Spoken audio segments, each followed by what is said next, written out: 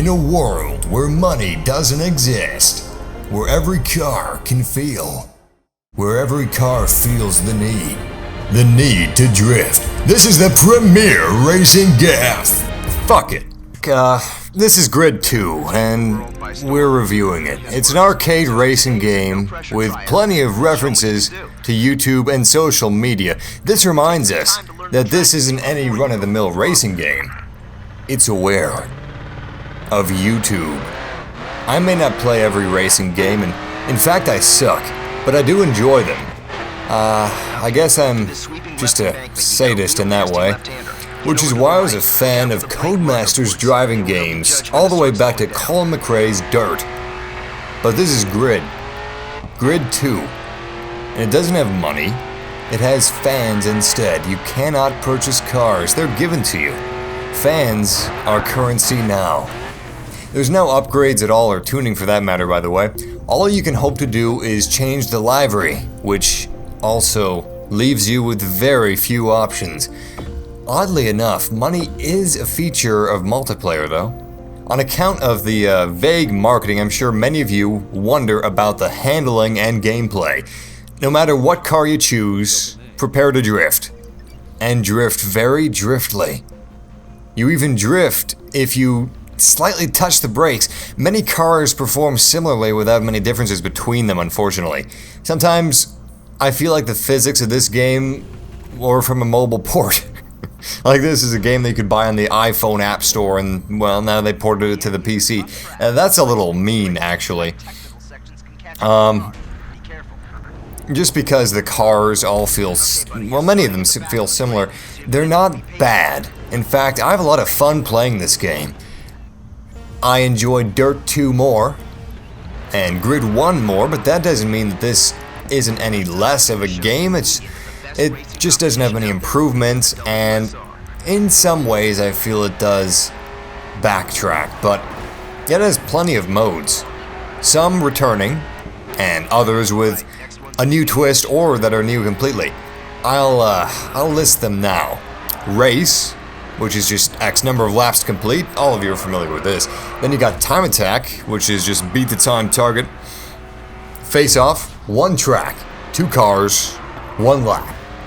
You get the idea. Elimination, the clock is ticking, time's running out. Every time it counts down, the car in last place is gone.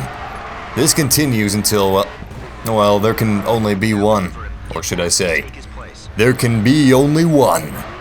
Then you got Endurance. That consists of timed races. You race for X amount of minutes. However,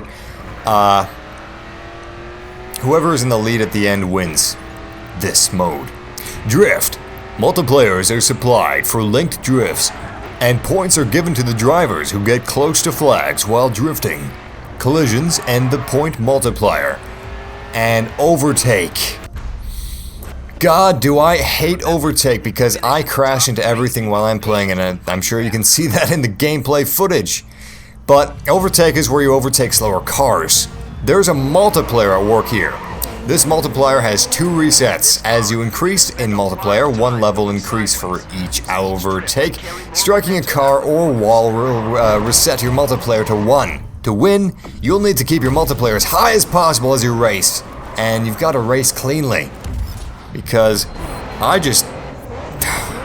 hit, I'd say, 4 cars in that match, and I lost.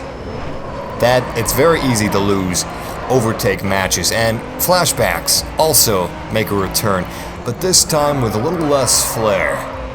The graphics, however, are pretty damn good.